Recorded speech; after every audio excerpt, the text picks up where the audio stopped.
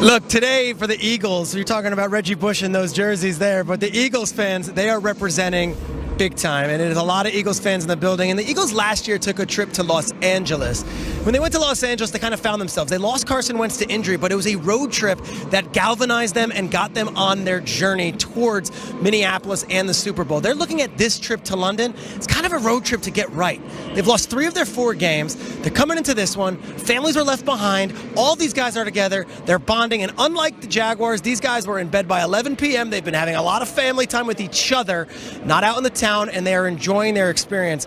There are injuries all over their roster, but they feel that this trip could be exactly what they need to get right and start the march to Atlanta. Amazing stuff from Peter Schrager. They're back here. I don't even know where he is. There's somewhere running around. Where is he? There's a lot going on at Wembley. Kyle, let's talk about the inconsistency of this Eagles offense, a team that you championed all the way to the Super Bowl last year.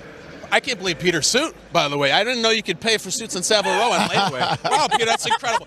You know, all season we've been trying to figure out what's wrong with the Eagles because you see the same guys out there. You see Alshon and you see Carson Wentz. I think it's time to start asking the question about losing John DeFilippo and Frank Reich, and you're seeing the success they're having.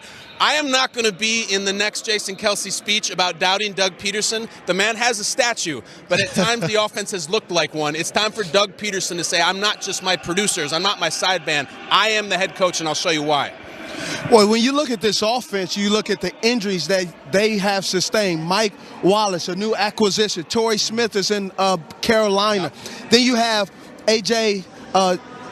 Ajayi, the running back, he's injured. So they've always had some guys that they can rely on. Now those guys aren't there. And then ultimately, Carson Wentz did not start the beginning of the season. This is technically like he's been through preseason. Now this is the game you can start to see him warm up, get more comfortable. The knee is starting to shake loose. Some of that scar tissue is starting to go away, starting to not hurt you as much. So I think he's ready to go.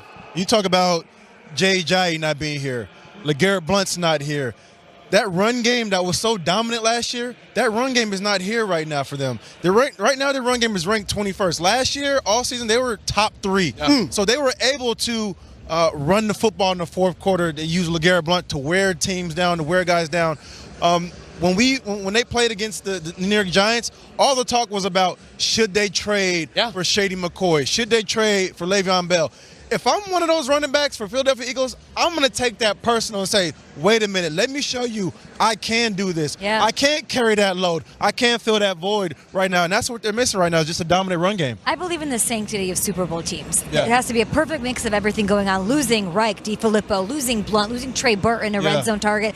It's not the same team that it was last year, but the biggest thing that they're missing this year is that underdog character that led them, that they fed off of. This rather large boulder on their shoulder that people were believing in them. They were then believing in themselves, celebrating the Super Bowl.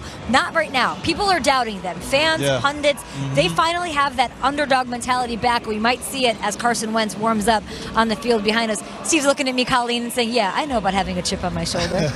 Welcome in.